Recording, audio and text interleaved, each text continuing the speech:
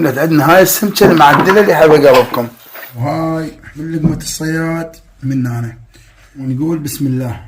والله الطعم فتشي ما سوى. رجعنا لكم بطريقة السمك الشوي بالفرن. فتحناها كل زين ونظفناها وغسلناها. السمكة بهاي الليمونة، اول بداية هيك نمسحها بالليمون. السمكة انا احبها شوية حموضة، نجي عليها بهاي الطماط.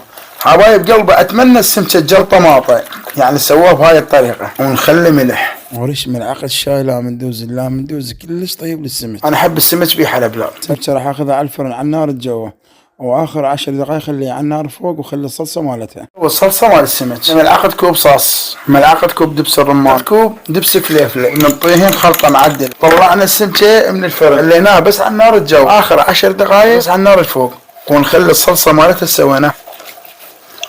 وحطينا الصلصة وناخذ سمكتنا على الفرن 10 دقائق ونطلعها من الفرن.